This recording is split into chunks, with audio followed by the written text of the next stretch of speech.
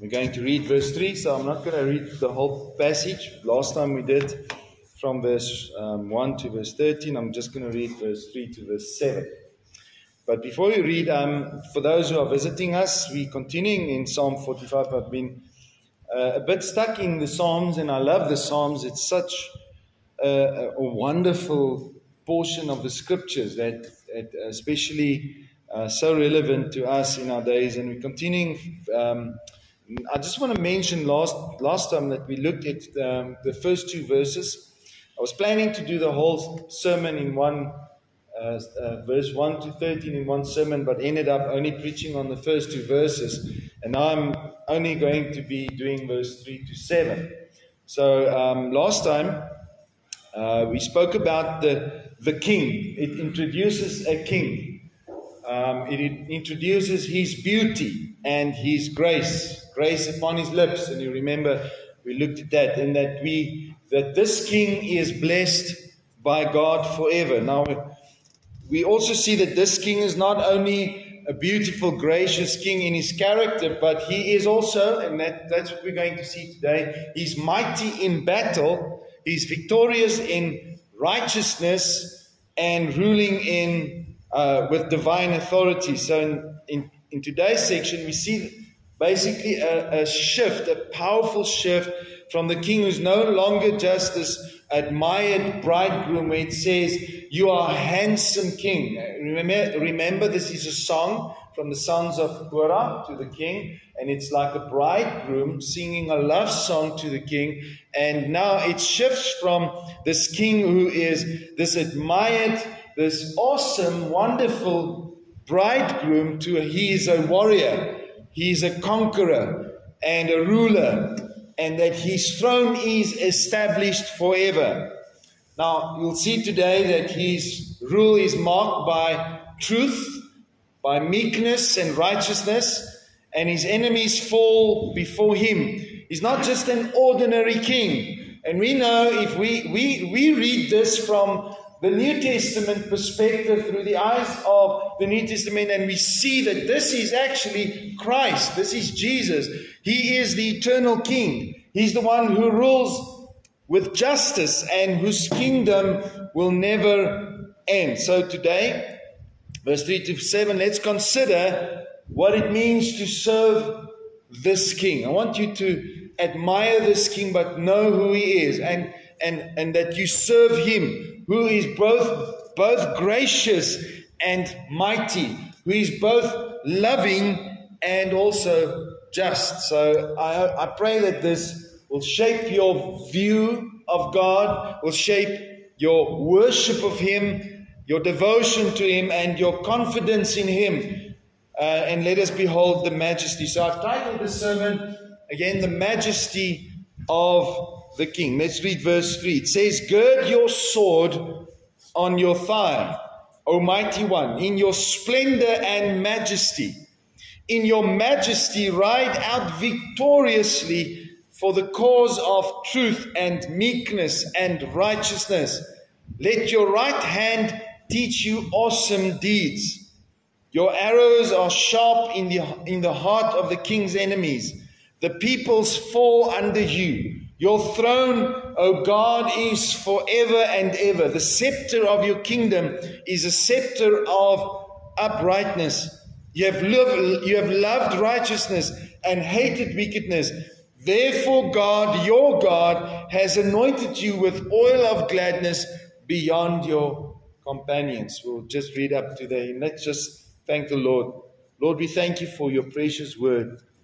These words are words of life, words that we need for our spiritual growth, and also to shape our thoughts and how we think about our King, the King of Kings and the Lord of Lords. And I pray this morning that these words will touch our hearts as we consider our devotion and our love for you. We pray this in Jesus' name.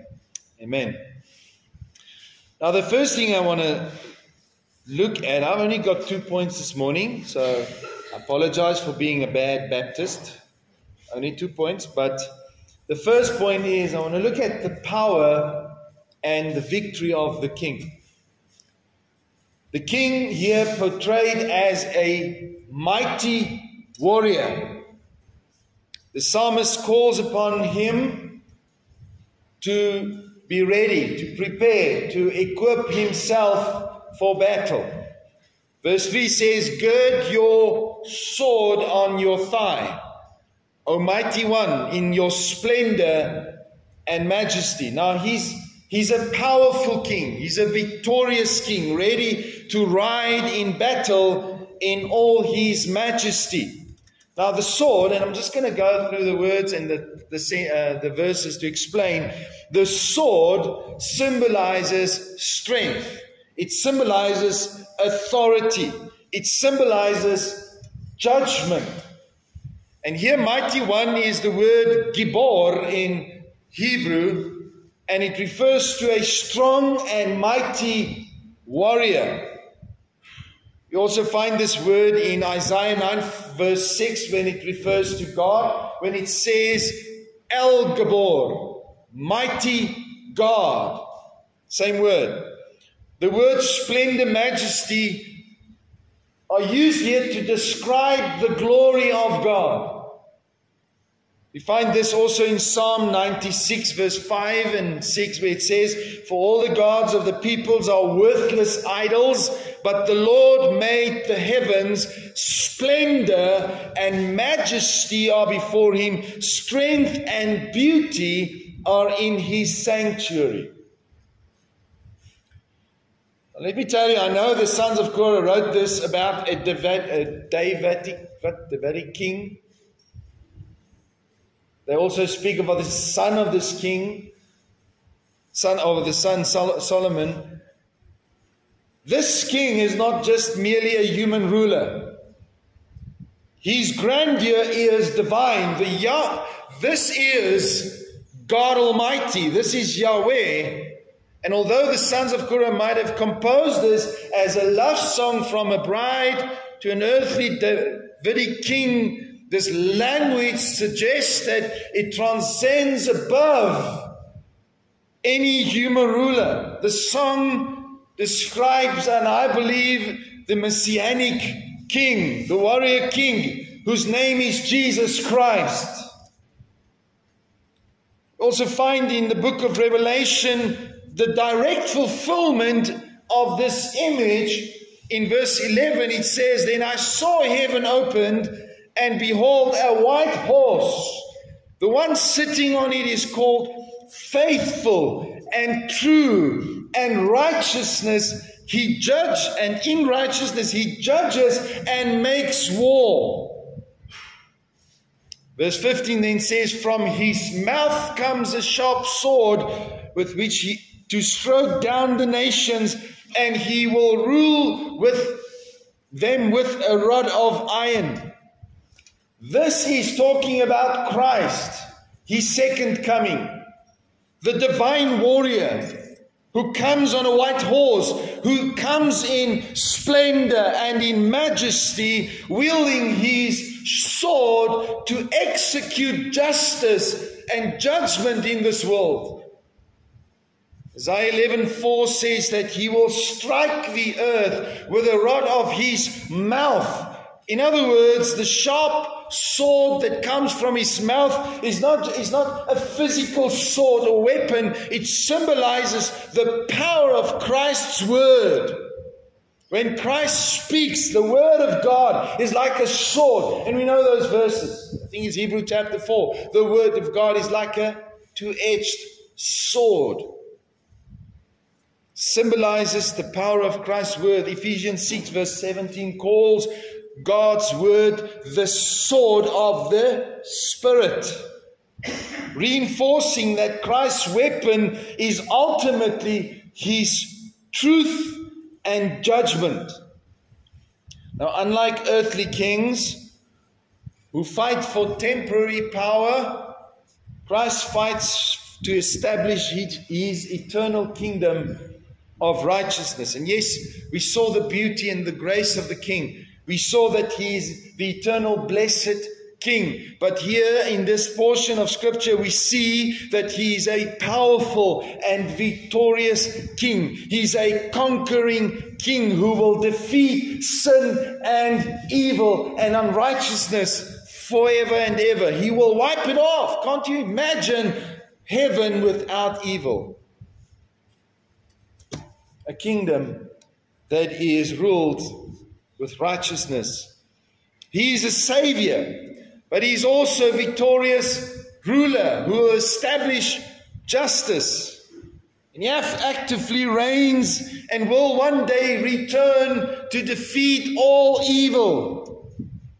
Psalm 45 verse 4 says, "In your majesty ride out victoriously for the cause of truth and meekness and righteousness." The psalmist declares that his victory does not come with military might or action. He's not like someone who's in a struggle in a war, and he's struggle to win, but he is victoriously advancing in glorious triumph. He's not riding to fight for self-gain or selfish gain. He's fighting for truth and meekness and righteousness. That is the spiritual war. Earthly kings fight for dominance, but this king fights for meekness. Now, we know the word meekness. I think it's in the Sermon on the Mount, where it says, "Blessed are those who are meek." And in the world's eyes, meekness means weakness, but not in the biblical sense. In God's eye, meekness is in fact strength. It is strength under control. That is meekness. Controlled strength. This king is not a tyrant. He's a ruler with a cause, whose cause is just. It says, "Let your right hand teach you awesome deeds." Now, Bible talks about the right hand many times, and I can just assume that most people are right-handed. Most people. Is anyone left-handed here today? Sorry for you, my friend. But I think that in the biblical days, right hand was the stronger hand. And I've been going to the gym for a few months now, and I just can't get my left hand to do what my right hand did. I don't know why. I'm using the same weights, but I just don't get it the same strength. And that's the idea that came to my mind when it says, "Let your right hand teach." Right hand symbolizes strength. It symbolizes power and divine action. Listen to Exodus 15 verse 6. It says, "Your right hand, O Lord, glorious in power. Your right hand, O Lord, shatters the enemy." His right hand. His right hand teaches, according to Psalm 54 verse 4, it teaches awesome deeds. I didn't know awesome is a biblical word, but there it is. Awesome. Young people love that word. Your right hand teaches. It means that his power demonstrates authority. The king's mighty axe reveals his divine nature and justice. It teaches awesome deeds, not just ordinary things. They are wondrous works that are filled with divine awe. If you see them, you know this is God. And again, we see the fulfillment in Christ. He rides out in victory, described in Revelation. His cause is truth, meekness, righteousness. And in fact, Jesus is the embodiment of these qualities. He is the truth. He is the ultimate example of meekness. And he is the perfect, righteous King. And he performed awesome deeds. Jesus did so many awesome deeds, miracles, victory over sin, his future judgment displayed in divine power. He is the powerful and victorious King. And I listen to verse 5. It says, "Your arrows are sharp." Now, this is all pictures. These are all imagery. In other words, it's trying to say something. His weapons that he uses are effective. Now, if your arrow is not sharp, you're not going to be effective. His arrows are sharp, effective. They are precise. It is penetrating power. It strikes with a full force. And where does it strike? In the heart of the king's enemies. The heart, and I don't think he's talking about the physical heart here, although yes, that's the best place to shoot an arrow if you want to kill your enemy. But this heart speaks of the life, the center of life and the will of man. His rule defeats not just external opposition, but it also defeats inward rebellion. God's words, Christ's words, cut through to the heart of man, deep into the hearts of men. And it says the peoples fall under you. Peoples, obviously referring to the nations. In other words, the king's rule will be global. The nations, the fall under him. In other words, they will submit to him. Some will bow down to him willingly. Others will fall in defeat. And when Jesus comes back, his enemies will fall under him, and Christ will subdue all rebellion. Philippians 2 verse 10 says, so that at the name of Jesus every knee should bow, and in heaven and on earth and under the earth, and every tongue confess that Jesus Christ is Lord, to the glory of God the Father. Every knee shall bow. All the peoples will fall under him. All the peoples of the world will either willingly submit to Christ, or they will face judgment. There's no third way. You're either for him or you're against him. And fearful it is to fall in the hands of the living God. They will either bow to him in faith, or they will fall in judgment. And the second point, so the first point is that he is the majesty of the king. Is a powerful and a victorious king. The second point I want us to look at is the righteous rule of the king. That's verse 6 and 7. Verse 6 says, in the first part, says, your throne, O God, is forever and ever. And the more I read this and the more I study this psalm, the more it becomes awesome. Can I use that word? It's mind-blowing. And I hope you capture that this morning. It becomes so clear in the psalm that this verse is talking about the King, the Almighty God. He's here explicitly calling him Elohim. Your throne, O God. Now the sons of Korah, I don't know how they got there. It was spiritually inspired, because they were writing to a king. And how do they say to a normal earthly king, your God, or O God? I don't think they realized what they were writing. He's the Messianic King, Jesus Christ. And we saw last time in the previous sermon in verse 45, and we looked at Hebrews 1, and I'm not going to read that again. You can go and read it. Hebrews 1, verse 8 and 9, where it actually quotes this. It's a direct quote in Hebrews, where he quotes verse 6 directly and affirms that this is Christ. Christ is God. His throne is forever. He's not just a human king. Since no earthly king lasts forever, Christ's reign is eternal. Daniel 7:14 also speaks about the Messianic king and his kingdom. It says, and to him was given dominion and glory and a kingdom that all peoples, nations, languages should serve him. His dominion is an everlasting dominion which shall not pass away, and his kingdom one that shall not be destroyed. In the second part of verse 6, the scepter of your kingdom is a scepter of uprightness. Now, scepter is the word shevet in Hebrew. It's a rod that symbolizes royal authority. And I asked myself, what is the equivalent in today's modern day, a scepter?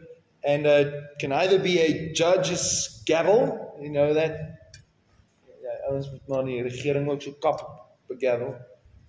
or a presidential seal. It's authority. And it says the scepter of the kingdom, this kingdom, is righteousness. It's right, it's uprightness. Christ rules with absolute righteousness and justice. His rule is not based on force or tyranny, but on righteousness, truth, and justice. Psalm 72 verse 1, give the king your justice, O God, and your righteousness to the royal son.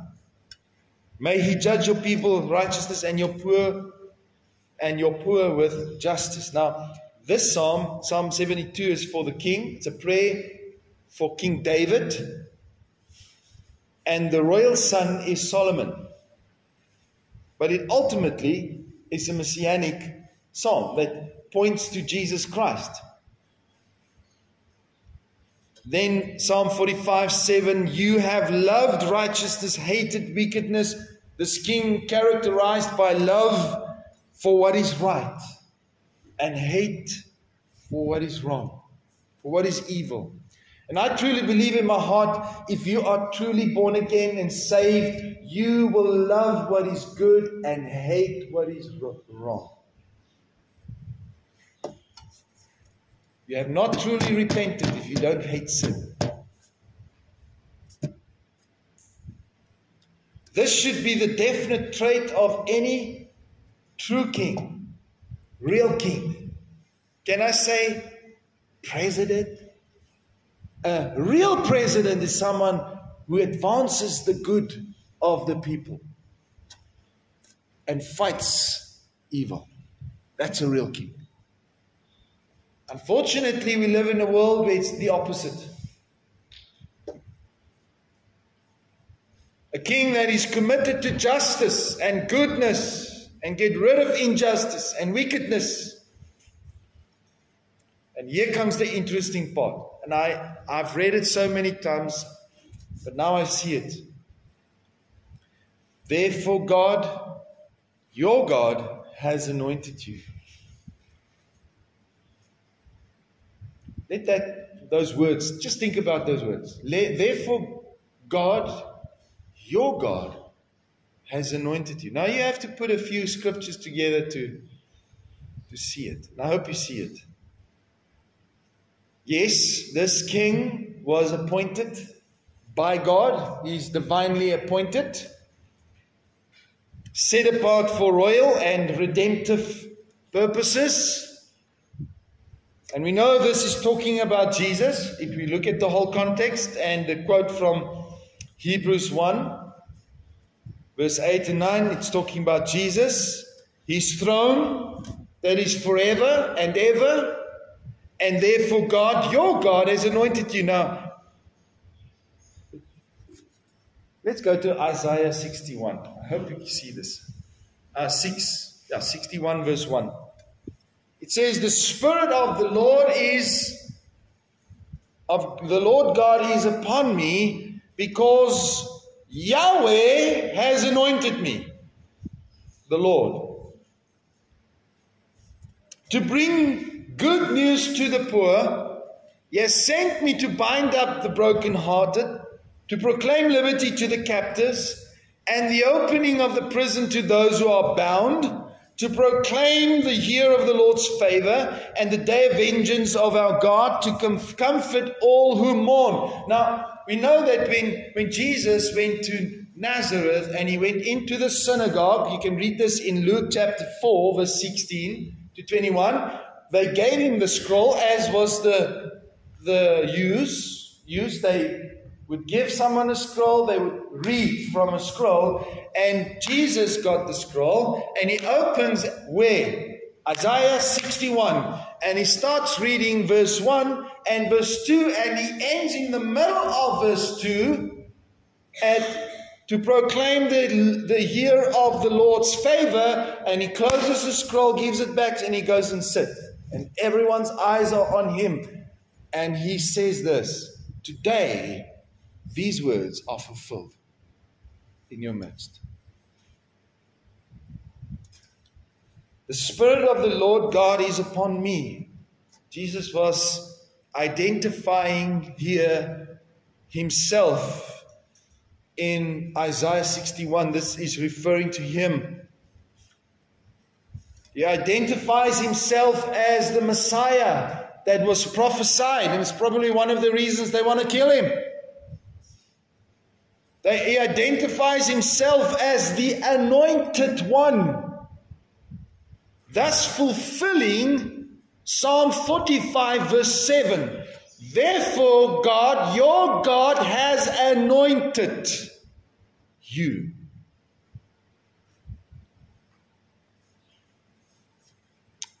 Now look at this phrase, therefore God, your God. I think it's a very significant phrase. It actually points to two persons in the Godhead. The one being addressed is God from verse 6.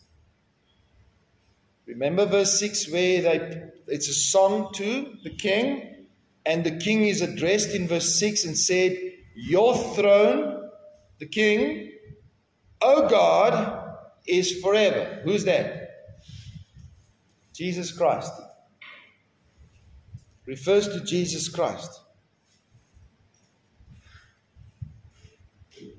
He is the one being addressed. Verse 6. Therefore, your God, O God, your throne is forever. This is talking about Jesus Christ. In other words, therefore, God, can I put in brackets Jesus? You can write that in your Bible if you do write in your Bible. Therefore God, Jesus, your God, has anointed you. The Father. Therefore God, Jesus, your God, Father, has anointed you. I don't know if you ever saw that. This is why Hebrews 1, 8 to 9 applies to this passage to Jesus Christ. This demonstrates that Jesus is both God, He is God, and He's in submission to God, the Father. Then the second part of verse 7, therefore God, your God, has anointed you with the oil of gladness beyond your companions. Now, the oil of gladness obviously represents joy, gladness. It represents victory, divine favor. And I believe that this might be or possibly refers to Jesus' resurrection, when he was exalted.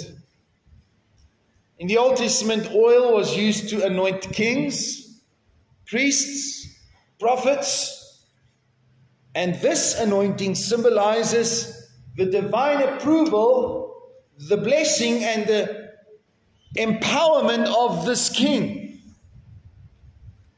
The person that was anointed was set apart for a specific role. The oil of gladness associated with triumph and God's blessing. There's victory there is blessing and He's anointed. Now, let's go to Isaiah 61 again, and I want to read verse 3. It says, to grant to those who mourn in Zion, to give them a beautiful headdress. Hulle het 'n salon gehad. They did have salons, headdresses. Okay. So julle vang dit nie. A beautiful headdress instead of ashes, the oil of gladness instead of mourning, the garment of praise instead of a faint spirit, that they may be called oaks of righteousness, the planting of the Lord, that He may be glorified. Now, I don't know about your eschatology, how you understand the end days, but if I understand Isaiah 61 correctly, if I have it correctly, verse 1, when Jesus quoted and said, I've been in the Spirit of the Lord has anointed me to do all these things, to set the captives free, to proclaim the year of the Lord. Then He ends it there, and He says, this is being fulfilled in your midst. This next part was not fulfilled, because there's a prophetic gap there. In other words, let me go back. I haven't prepared for this, but I'm going to show you. Gaan vir my terug na vers 2.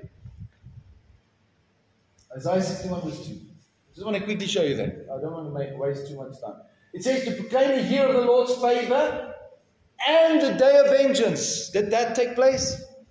No. That's judgment. That is when Jesus comes back. That's the second coming.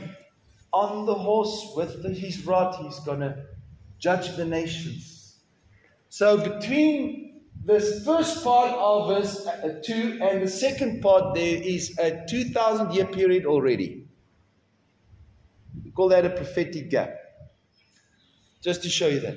Now verse 3, the one I just read, talks about to grant those who mourn in Zion. Who's that? Not the church. Israel. I know I'm going off track now. I don't want to confuse you, but from my point of view, God still has a plan for Israel. I don't know what you believe, if the church replaced Israel. I don't think so. I truly believe God has a plan for Israel, and this is what this verse says. To give them a beautiful headdress instead of ashes, the oil of gladness instead of mourning, the garment of praise. Jesus anointed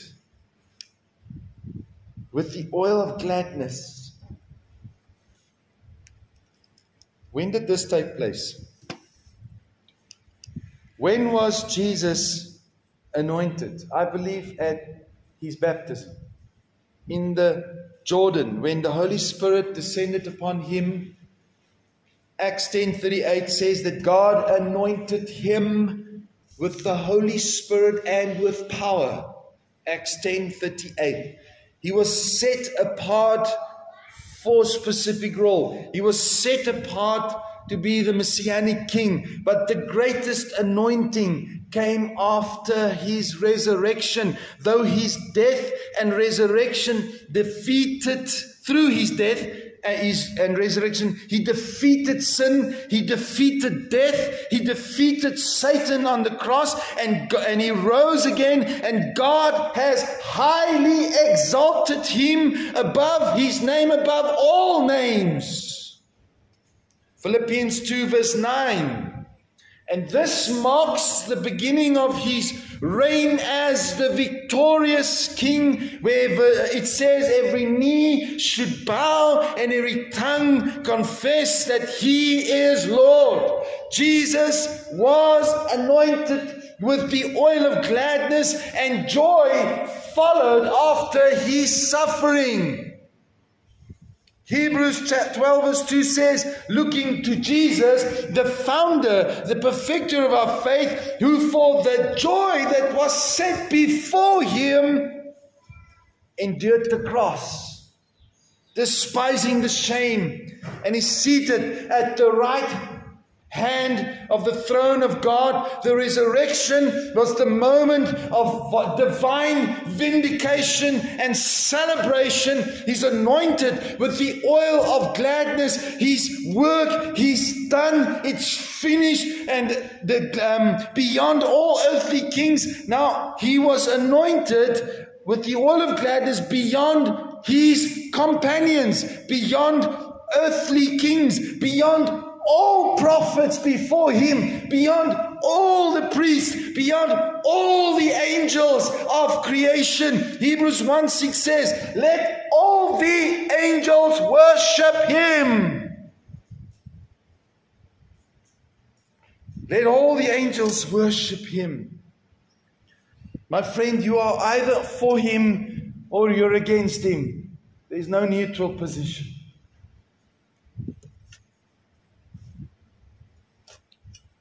And let me close, because I get excited about this, but I see that Christ is going to come victoriously, and there will be joy in heaven. I can't imagine what that will be, but that's something that I'm looking forward to, and I hope you too.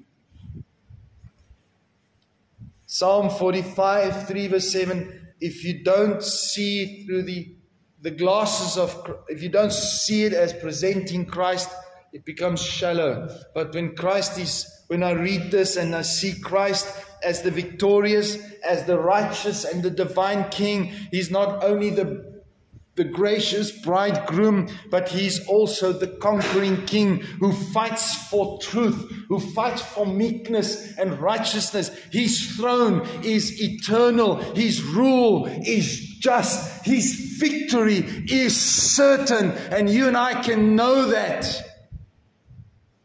His majesty, this majesty of the King, this is the God we worship. He's both loving and just. He's both merciful and mighty. And the psalm, I pray that it will shape your view of God, that it will shape your worship, your confidence in Him. May we bow down before the King of Kings and the Lord of Lords. May we serve Him with joy and gladness. And may we proclaim the majesty of His awesome deeds, because our God is wonderful. He's a wonderful creator, but He's a wonderful King, and we serve Him. To God be the glory. Great things He has done. Praise the Lord. Let the earth hear His voice. We're going to sing this now. So where's the singers? Waar's die sangers? Waar's die musicians? Kom. We're going to sing, to God be the glory. Great things He has done. Praise the Lord. Father, we thank You.